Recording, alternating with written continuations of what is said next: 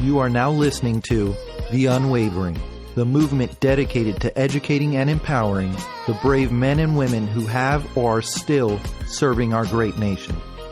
Today we've got a special episode. I've got a few special guests, but before we kick it, I want to go ahead and say thank you to all of you who have served or continue to serve. This podcast is extremely personal and important to me. Not only is it an ode to one of my greatest mentors, but it's an opportunity for me to show my appreciation and really pay it forward for those of you guys who continue to sacrifice for me and my family. So thank you.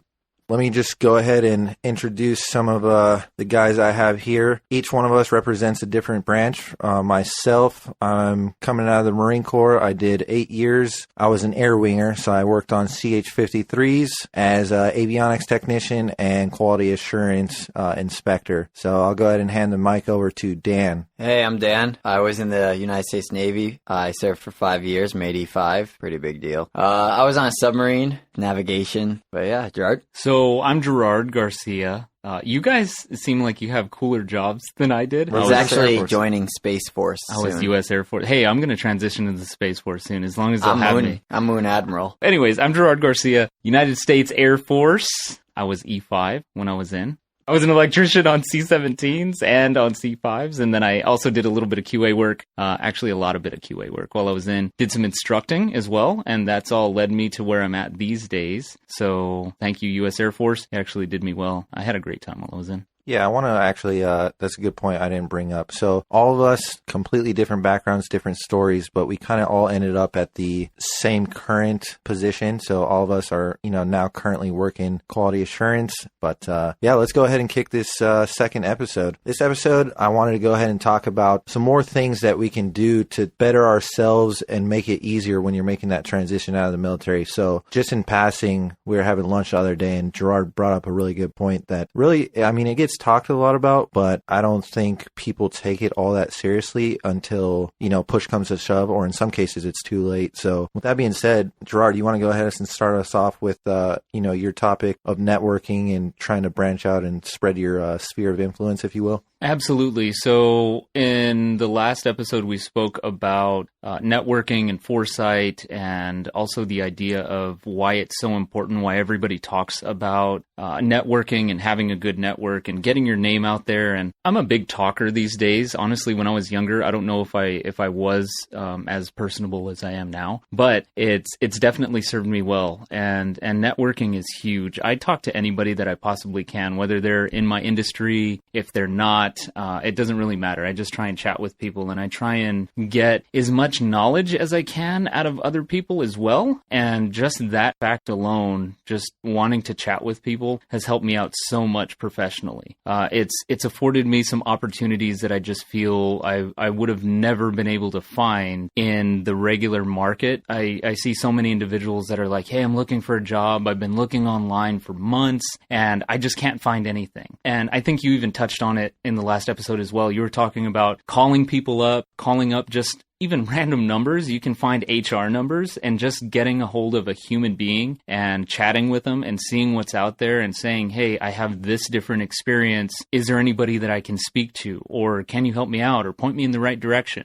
Just recently, actually, I had a really good friend that left his position. He was a technician, and I got him in touch. I made a couple calls to some people that I know that are within the industry, being aerospace, and I got him in touch with those individuals, and I'm pretty sure that he's going to end up getting a couple offers very, very soon. And just that alone, just chatting with people and saying, hey, you know what? You know my work. Is there anything that you can do for me? Or is there anybody that you know that would take my resume or know that they can point me in the right direction? Yeah, that's really all it takes. It's kind of a strange thing for me because I've always felt really uncomfortable about reaching out to people looking for a job or people I know. I'm like, man, this guy already works in X industry and I would really love to work in there, but it's just weird. I don't want to talk to him. But on the other side, I've had multiple friends contact me now and they're like, hey man, do you guys have any open positions? I'm probably getting out of the military in a year. Are you guys hiring then? Or can you look at my resume and tell me what you think? And I'm always like, yeah, not a problem. I would love to. And I worked with them already. It's like, if I think they were a decent human, decent worker, I would definitely try to get them a job with me because, we always need good people. And it makes you feel good, doesn't it? Like when I help some of the people that I know, I've got a really good friend that I served with out in Germany, and when I tried to help him out as much as I could, it makes me feel better, at least. And that's almost a win-win. Like a pay it forward type thing. Like, I got helped out so much when I was needing work and looking for all of this, and to be able to pay it forward, I think is huge. And it's honestly, such a rewarding situation. Our bosses are probably really happy because bringing in people who you already think are pretty decent, and it's making their job a lot easier, where you're basically handing them a resume saying, I'm putting my word on the line saying this guy's good. Absolutely. Yeah, and I think, like, we were talking about it, Dan, when you were making the transition fairly recently, going from, technician to quality assurance, just because that was more of your background and more of your expertise. A lot of the times we get wrapped up in, what is this going to do for us? Is it going to help us? Is it going to hurt us? And I think one of the things, regardless of who you are, naturally we're all somewhat selfish, right? Like, we want the best for ourselves, for our team, our tribe, whatever you want to call it. But at the end of the day, you've got to realize that by you helping others, right? Like me helping you, you helping Gerard, whatever the case is, not only are you helping that individual, but you're helping the organization. And I think that's one of these things that we kind of misconstrue is, oh, this guy wants to move on. He wants to abandon us. No, he's not abandoning you. He's going somewhere else where his talents can be better utilized. He's still going to represent you guys and where he came from, which is going to spread, your guys' organization, your unit, whatever. It's going to make you guys look good as a whole. But yeah, you know what? He's busted his ass. He deserves to continue to better himself, his family. So I think, networking and helping each other is the perfect way to start off this episode and really just dig into it, because I think for myself, I've had some incredible mentors and some incredible opportunities, but I know that, that's not always the case. I know that there's some situations where people have to, grind, hustle, and kind of work things out on their own. And Dan, I kind of wanted to get to you on this, because I know you, coming from your area, it was a little bit harder. You didn't really have it as straightforward. You didn't really have those people. And it's not to bash anyone or anything like that, but, you had to hustle and you had to do everything on your own. So I think you talking about what you went through would be good for listeners. So getting out of the submarine force, I think, is a little bit different than a lot of what you guys have experienced. Submarine life is pretty intense. You're going out to sea constantly. You don't really know when you're going. If you're on a fast attack, if you're on a boomer, it's a little bit different. You might be able to prepare a little bit better. What's a boomer? Ballistic missile submarine. Are they better or worse than what you were on? By far worse. Okay, cool. Anyways, so our schedules are pretty hectic. We don't really have the opportunity to plan a lot. So getting out is kind of a challenge, because you'll say, hey, I need to sign up for this course that the military is offering that's going to help me transition into being a civilian. And a lot of times the command will be like, cool, yeah, we support you. And they honestly do. But then, as always, stuff comes up and they say, we have to go out to sea, or we need you to go support this. And you can't go to that course. And then weeks go by, and all of a sudden you're 2 weeks out of your separation date and you still haven't taken this course that's required. Well, that's rough.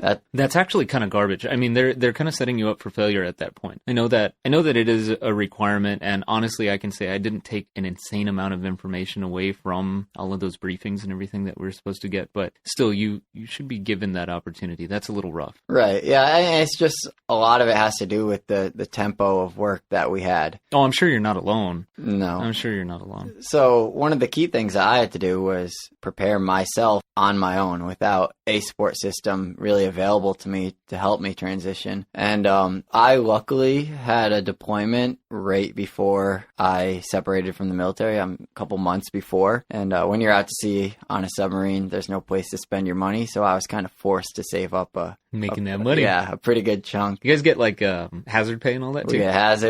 I was getting housing allowance still. I was getting it all. So I was making some good money. That's the way to do it. Yeah. So when I actually separated, I had a chunk of change, and I kind of became a hippie for a while. I bought a VW camper van and drove around the country for about 6 months until I decided I probably should stop with the shenanigans and grow up and be an adult and get a job. I was just traveling for a while. I decided I probably should get a job, so I started applying. At this point in time, I didn't really have much communication with anybody on the submarine, not only because I was a bit uncomfortable with it, but because they were out to sea. They had no communications with me, so my support system that I had for the previous 4 years was not accessible to me at all. So it made a pretty difficult time for me to be able to find a job. Luckily, I had a couple friends who I could sleep on their couches or park my van in their driveway until I did find a job. But yeah, it definitely wasn't an easy transition for me. So can I ask you this? Are there any programs that you were taught about, whether it's networks or groups or associations from the submarine community that you've been clued in on, or even the Navy community that, your command or friends or people spoke about? Like,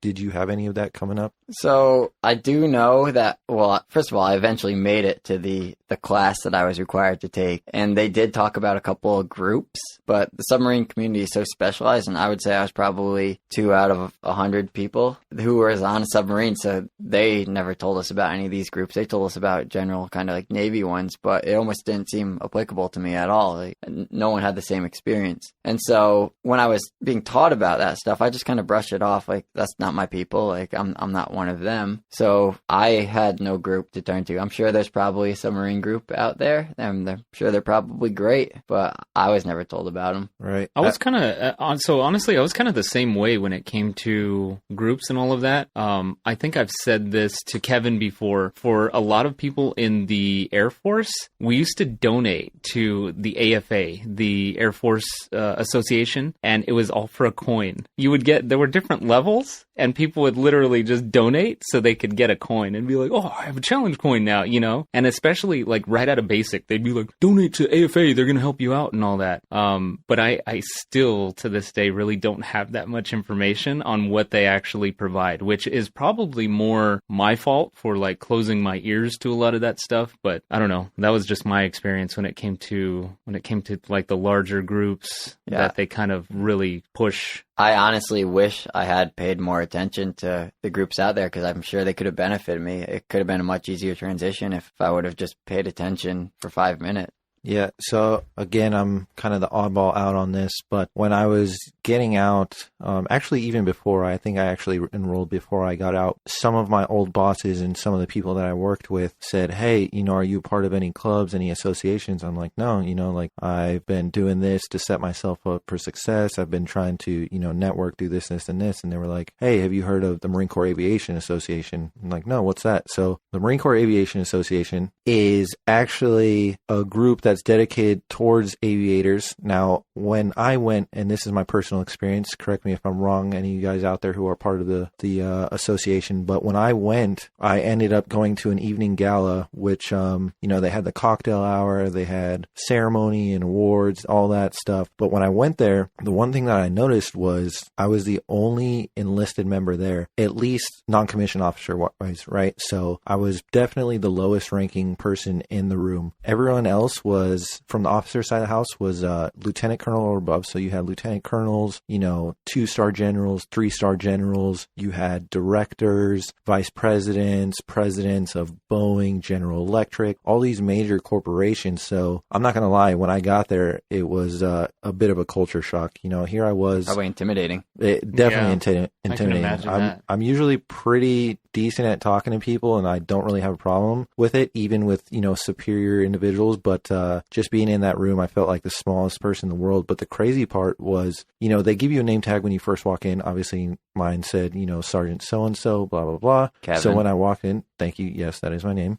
So when I walked in and people started reading my name tag, I had all of these individuals coming up to me because I was their target audience. So these directors, these generals, they want to know. In the Marine Corps, we say the backbone of the Marine Corps, right? The non-commissioned officers, they're going to make up the largest population of our force, and they're going to be the ones doing the grunt work, right? So they wanted to know, hey, how do you feel about this part or this tool that you guys are utilizing on aircraft? What do you think about this? So they genuinely wanted to talk to me, and the person that I was there with said, hey, Kevin, utilize this as an opportunity to network with those people. I'm not saying immediately hand out a business card or your resume, but they are genuinely interested in hearing what you have to say. So take this time to ask them questions. And that's exactly what I did. I asked them a few questions. I said, hey, right now, I'm in the military. I'm planning on getting out next year. And my plan is to continue with quality assurance, move eventually within 3 to 5 years. And again, these numbers might be a little hard to swallow, right? But I said I wanted to do QA for a set amount of years. Then I wanted to move into project management and then ultimately work my way into government operations with an organization like Boeing. So cool thing was I got to sit down with these individuals And so I asked him, I said, hey, this is, what I want to do. Like, you're in the position that I want to be in. How did you get there? What can I do to set myself up? And sitting there, having that dinner with them and having that opportunity to speak with them, I mean, there's nowhere else that I could have possibly got that interaction. If I would have called their HR and said, hey, can I talk to the director? They'd have been like, you're an idiot. Get the hell off our line. Rubbing elbows with people like that is great. It is absolutely great. And it gets you out of your comfort zone. You were talking about how it was uncomfortable or yeah, I'm getting sweaty just thinking about it. It was terrible. Yeah. I think the point you're trying to make is that when this opportunity presents itself, take it, even if you are really uncomfortable with it, because it can create so many more opportunities. Just don't make an absolute fool out of yourself. I feel like there's the potential for that. I'd walk in there and just stutter completely and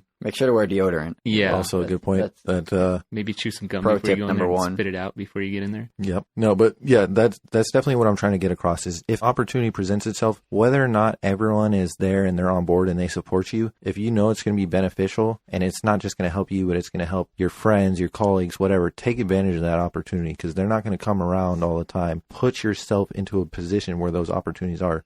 Join these associations, join these memberships, start talking to those people because I still keep in contact with some of these people, like some of the directors. I'm like, hey, Bill, how are you doing? How's the family? Keeping a genuine relationship with these individuals. Like, I don't plan on getting anything out of it. I don't plan on going to work for his organization, but he's an individual who's become a good mentor over time, all because I took the risk, put myself in that situation and chose to talk to him that day. So you know what I mean? That's so crazy to me though, that your Marine unit was so supportive. Is it not unit? No. So you guys are a unit. We are the unit. It wasn't my unit that said to join it. It's been different people from different units that I've served from that said, hey, join this association. But it sounds like they were all really supportive of you going and being a part of this, which is crazy to me. I know, and that's what I said. Not everyone has the same experience, and I got lucky. I know not everyone gets that kind of support. And one thing that I would like to say is that, so when I was separating and I was telling my superiors, my chiefs that I was getting out, the general reaction is, you're an idiot. You should stay in the military. The military is great. Like, why would you ever leave? And I came to realize that for a lot of them, it might have been because they had never been outside of the military. They had never known anything else. And so when they see someone leaving, they just think they're not going to do anything good anymore. And so I had to deal with people telling me not to do it. And I had to really assess what I could do outside of the military. And you're not going to escape that. That's my opinion. You're not going to escape that, whether it's in the military or outside. Because I had a similar experience. It was kind of in the middle between you guys. I had individuals that came up to me and they're like, hey, you really need to think about what you're doing because this is a big deal. Your wife was pregnant, blah, blah, blah. And even in my circumstances where I was saying, hey, I'm putting in for a hardship separation, there was still like, oh, well, there's nothing you're going to be able to do about the situation. So why would you do that and ruin your career? For me, it wasn't about that. It was about family. It was about somebody that raised me since I was born, pretty much on his own. So it was very important to me. And I knew that I was going to be just fine on the outside. I had enough confidence in myself. But I ended up with the same thing. I had some individuals that were like, hey, really think about what you're doing before you make this big decision, because emotion plays a huge part during that situation. Yeah, right? I do want to say that there definitely are some people who their best option is to stay in the military. And that's good that you say that, because that's true. It's very true. They're not always wrong. Like, I clearly think my best option was to separate. I have some good opportunities now, and I'm actually pretty happy not being on a submarine, to be perfectly honest. But there are those people out there who they were going to re-enlist and go to shore duty, and it probably would have been a great opportunity for them to prepare themselves for the civilian world, whether it's working towards a degree or saving money or really just coming up with a game plan about how best to transition. Sure. Something else that I was getting at is the whole idea of what I was saying with you're never going to escape the idea that people are going to try and make you think about things and potentially inject their own opinions into your decision and into your life. Even when I was leaving, I worked for DCMA for a while, right? I went from active duty Air Force to federal government work as a civilian. And even there, when I was planning on leaving there to go to the commercial side of stuff, I had individuals sit there and call me stupid because I was leaving the federal government when I had 10 years towards towards my retirement and all that. But as far as I understand, it's a cost benefit analysis. You have really to do it is. yourself, and you're constantly changing all the variables in there. And you have to look at it and say, am I willing to accept this cost of transitioning out of the military? That risk, right? Potentially not getting a job right away, struggling for the benefit of being in a position you're more comfortable, more happy doing, making more money, whatever the case, why you actually want to transition out of the military. You really have to analyze it and say, at this current time, this is my best choice. Or maybe you say, you know what, if I stay in another enlistment or I do my 20, that's my best option. So you really have to sit down and think about it. Because 20 years really isn't that long. I mean, it sounds like such a long time, but for a paycheck for the rest of your life, and you could potentially retire from somewhere else, it's not a bad option. It really isn't at all. Yeah, it really just depends on the person. Like, I know some guys who retired and they're working with us now and they're collecting, 3-4 paychecks. And I'm like, man, you are living the life. But then for other people, we're talking about like investments and things like that. For me, I was looking at it like, what's going to be my ROI? What's my return on investment? If I stay in, is it really going to be that beneficial? Like, okay, maybe I'll get a signing bonus, maybe I'll get this. But in my mind, those things were short term, right? I wanted something to set myself up for long term. So for me, the biggest things when I was separating was I want to get into the aerospace industry, continue with that, but I want to join a company or an organization that is well established, will continue to allow me to be around like-minded individuals who are, much more intelligent than me, so I can learn from them, continue to grow. It's going to build my resume and build my credibility, in the industry, and definitely make some more money because I'm moving from the East Coast where things are a lot cheaper to Southern California, Los Angeles specifically, where, let's face it, it's expensive to live out here. So it's crazy. Yeah, it's really what you're looking for. Yeah, well, inside. I mean, you're driving the giant F-250 out there, so I can imagine how much you pay in gas. Yeah. But yeah, it's definitely what you're looking for. We're all looking for different things. We all have our different reasons for getting out, but I think, continuing with these topics over time, episode after episode, it's really, are you doing everything you can while you're in taking advantage of those programs, right? Taking advantage of networking, taking advantage of tuition assistance or different incentives that they give you while you're in. Because guess what? When you get out, those things aren't going to be handed to you. You're not going to get a clothing allowance. You're not going to get tuition assistance. Those are things you're going to have to negotiate for coming into a job. And if you don't ask for them, they're not just going to hand it over to you, So take advantage of this time, whether you guys plan on staying in, and doing 4 years and getting out, or you plan on staying in and doing full 20 or even longer. Like, utilize your time, network, build your resume, both personally and professionally, and just do everything you can. Military is taking advantage of your hard work. Make sure you get something out of it. Yeah, it's all about, no matter what, the military is going to take advantage of you. You need to take advantage of the military. Yeah, I agree. All of those benefits are there for a reason. Kevin and I were talking about it, and the differences of opinion when it comes to taking advantage of those things. And some individuals view that as being, that's exactly what I've earned, compared to some other individuals will say, why would I take anything from the VA, or why should I be entitled to any type of compensation? There's differences of opinions, and we're probably going to end up touching on that later on, more in depth. I remember when I was actually in school for my job navigation, we were given the choice. We were either navigation, radio, weapons, or sonar. I remember sitting down there explaining each one to us, and they're like, okay, weapons, which is called fire control, and sonar, they're pretty easy. You're not really going to have a whole lot to do, especially in port, but there's not really that good of job opportunities outside of the military. And they said navigation and radio is a little bit better. And then when they sat us down and said, okay, which one would you like to do? I don't want to do weapons or sonar, and I'm not going to be able to do anything. I had already had in my mind that I was going to try to get as much out of the military as I could if they were going to have me there, because we're already all going to be there for that contract that we signed regardless. So the more that you can get out of the military, the better you're going to be when you get out of the military. And that's huge. I mean, that's what we were talking about with foresight. Even if you're planning on pulling a full 20, you're not just going to end your life with the military. That's not the end. You're not, as many times as I've heard, I'm just going to pull my 20 and get out and just retire and become a bum. I don't know anybody that's actually done that. Is that term pull my 20? Yeah. Well, that's an Air Force dude. We call them lifers. Yeah, I mean, we call them lifers as well. Maybe I made that up. I don't. That's offensive to the Air Force. Don't use the word lifer. Okay. There's no life in the Air Force. All right, guys. Well, thank you for bringing up some of those topics. Unfortunately, that's all the time that we have for today. But as always, for all you listeners out there, if you guys have any comments, suggestions, or general questions for us, I know it's a little bit difficult because there's far more MOSs or jobs out there than we're touching on. Most of us come from the aviation side of the house, with the exception of Dan, who's kind of the freak. There are more airplanes in the ocean than submarines in the sky. Therefore, I think submarines are doing a little better job.